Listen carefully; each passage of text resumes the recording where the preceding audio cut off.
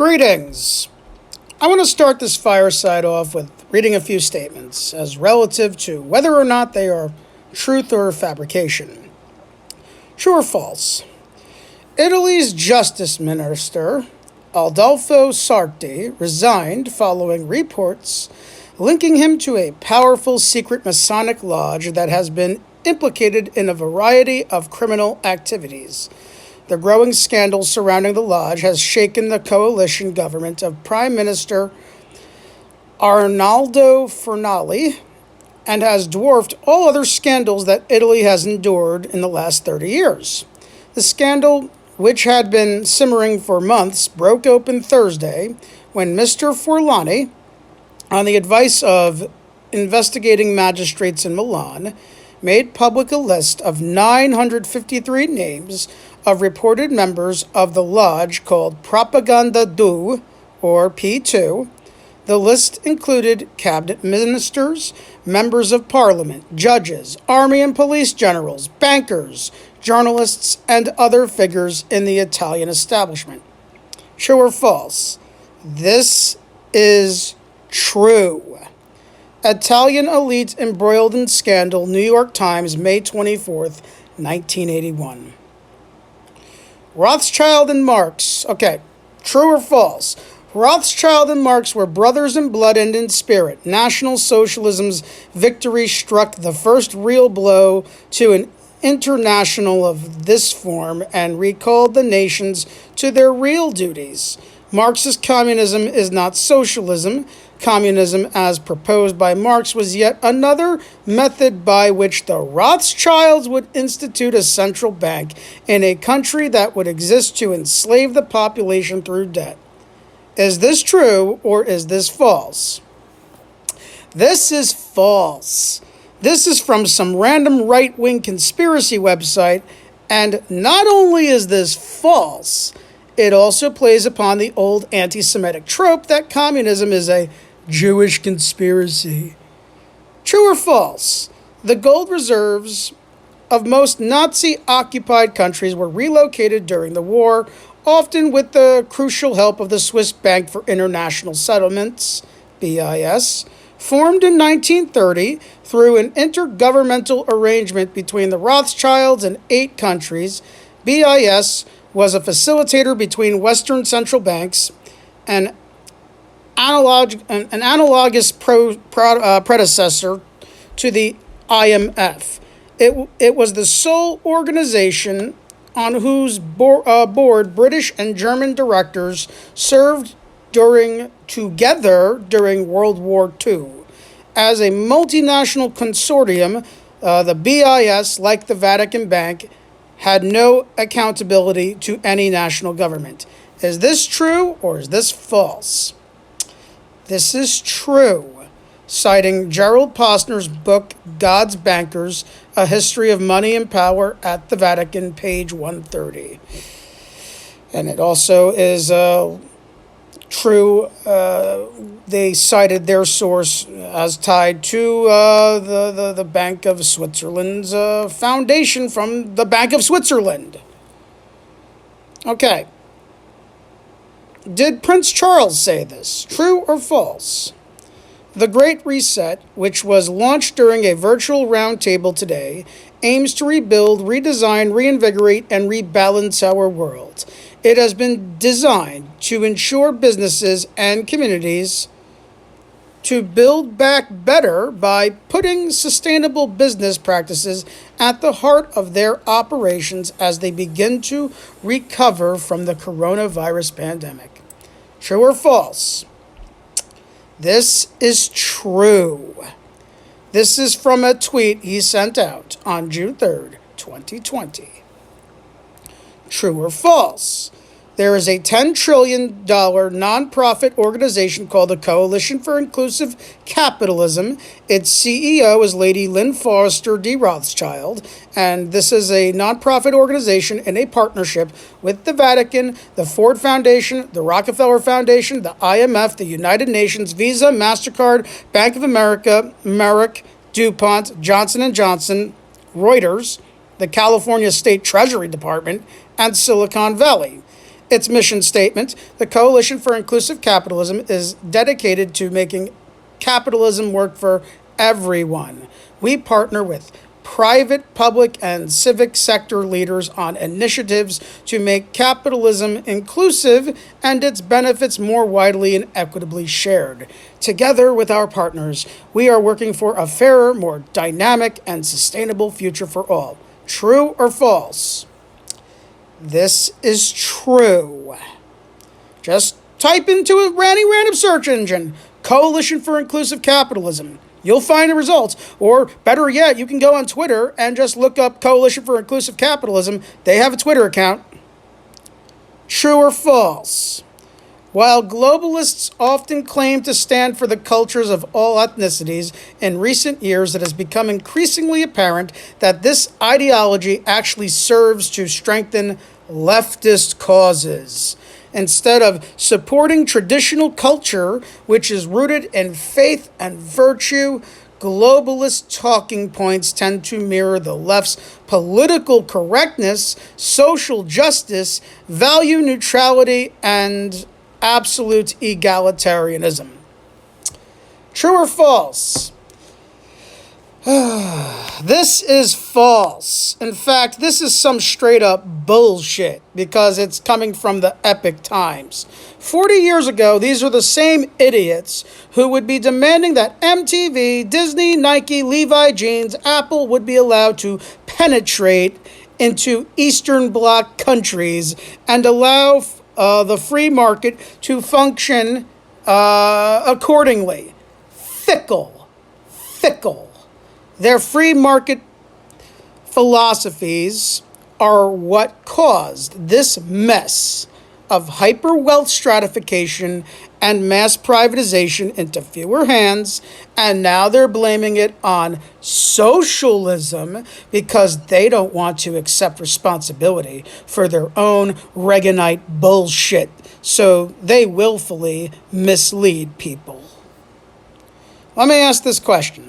When it comes to matters relative to the CIA operations like Operation Mockingbird, Operation Paperclip, Operation Chaos, the FBI program, COINTELPRO, scrutinizing contradictions relative to the Kennedy assassination, the Iran-Contra scandal, 9/11, and COVID right now, and putting out the harshest criticisms of Wall Street, the IMF, the WTO, the UN, and the World Economic Forum under the microscope, is it the so-called woke left currently raising the alarm bells about, a secret Nazi plot to overthrow the government, a government which they already perceive to be inherently colonial, settler, genocidal, sexist, homophobic, and white supremacist? Why would they go through the trouble of preventing secret fascists of overthrowing an openly fascist government, that of which they say they want to overthrow too, but can't bring themselves to do so because they can't work with supposed white supremacists?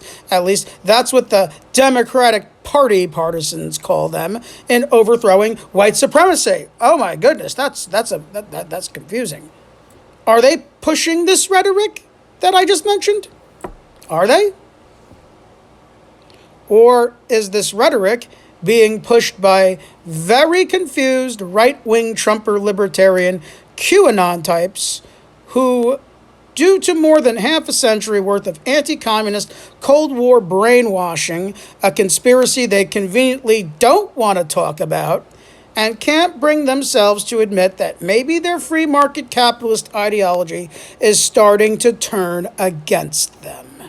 And as a result, they are paying higher taxes, not to benefit the public commons, no, but to be siphoned into the private, greedy hands of multinational corporate interests, which have adopted intersectionality and critical race theory, which they call cultural Marxism, and that's a fabrication too. CRT isn't being conveyed through a Marxist lens, no matter what Patty Culler says, as a means to make neoliberalism palatable for historically marginalized peoples, while private multinational corporate interests continue to buy politicians and gobble up more and more of each of the nation's public commons while they preach decolonization and climate solutions.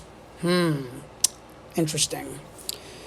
The latter The latter is preaching this narrative, but in very perverted and dishonest ways, because they think economic globalization is communism, not monopoly capitalism on crack, also known as neoliberalism. And they blame Judaism as a whole for the financial shenanigans of one family that is more white Anglo-Saxon Protestant in character than they are Jewish, and which has for centuries worked to enhance the wealth of European Christian monarchies off the backs of European peasantry, slaves in India, slaves in South Africa, and slaves in Oceania. They think Karl Marx and the Rothschild family are synonymous when, hello, Evelyn Rothschild isn't exactly organizing Congolese workers in Congo's cobalt mines. Hello, stupid people. No, he's organizing Queen Elizabeth's finances. By the way, she's the world's largest landlord, owning over 6 billion acres of land and everything affiliated with such lands. That is not conspiracy theory. That is fact. Communists and monarchists have so much in common. It wasn't Vladimir Lenin who overthrew Tsar Nicholas. No, you've been lied to. It was Comrade Anastasia, Tsar Nicholas's daughter, who led the coup against her father and secretly ruled the Soviet Union with an iron fist from 1922 until 1985. And then when she died and, Gorbachev took over and messed everything up. That is sarcasm. That's sarcasm, folks. That didn't actually happen. I have to clarify that because you never know who might take sarcasm seriously and turn it into another conspiracy theory.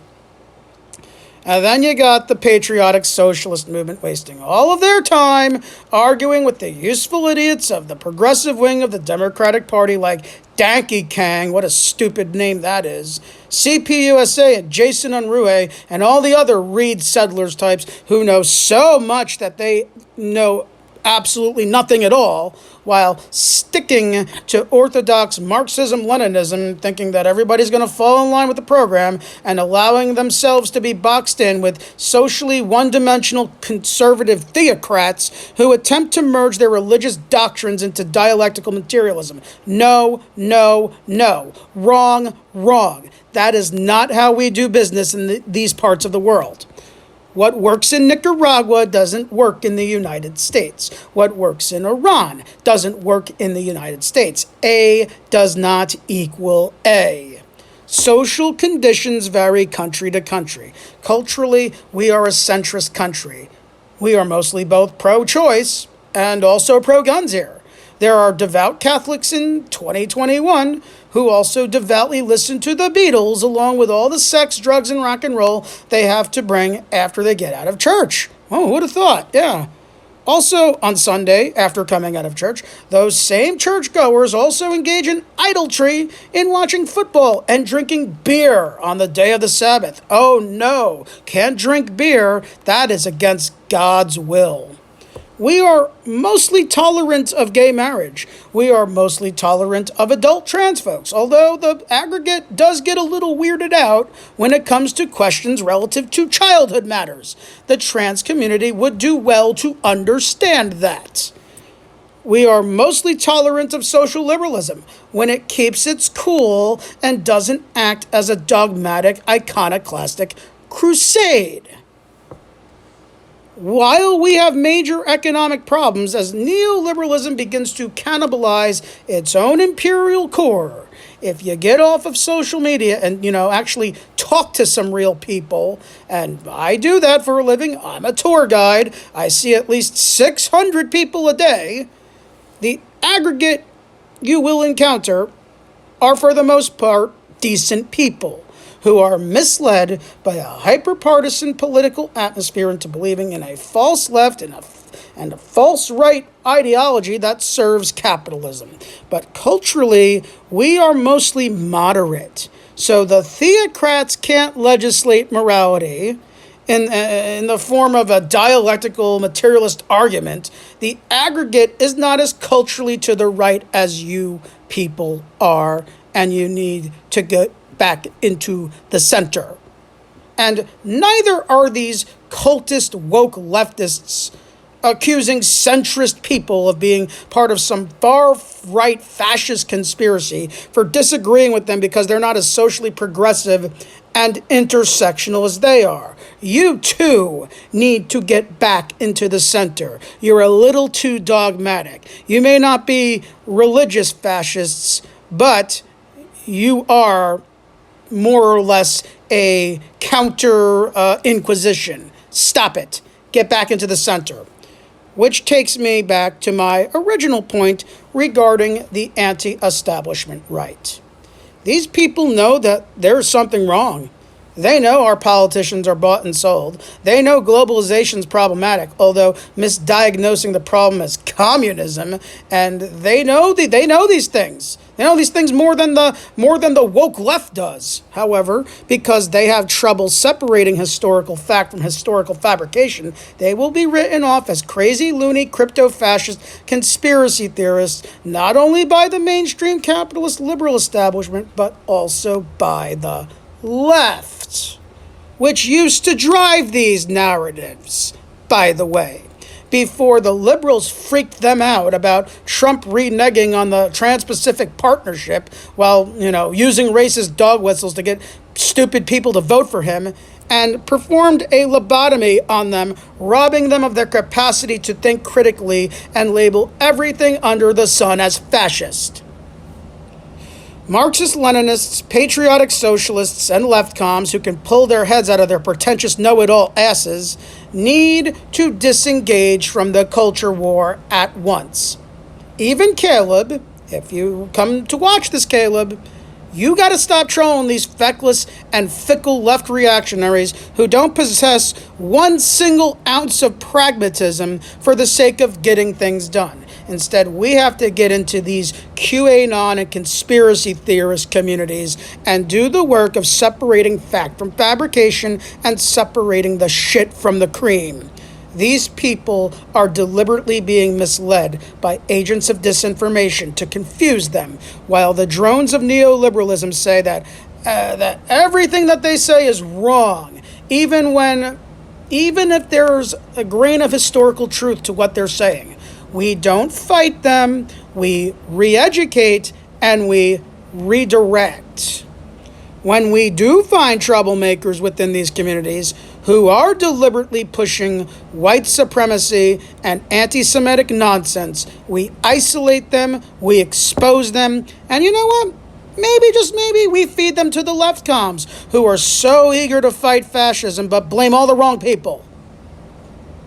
We need to lead the anti-1% narrative and anti-globalization narrative once again, because we know what the hell we are actually talking about. We can't let confused people who can't tell between fact and fiction lead such a narrative because they don't know what the hell they are talking about half the time. However, with proper guidance and proper re-education, we could potentially build a new, authentic, culturally centrist left out of this hodgepodge of confused people who think Malthusianism and neoliberalism is supposedly communism. We don't have a lot of time, so we got to stop the social media horseplay. Jason Unruhe and Danky Kang, once again, that's a stupid name, and all those other idiots ain't turning any of these people over and setting them straight when they got maybe a quarter of the story correct. We have to do it, and we have to do it now. Out of the movement and into QAnon. Separate the cream from the shit and turn QAnon into RED-Anon. This is Comrade Pella, signing out.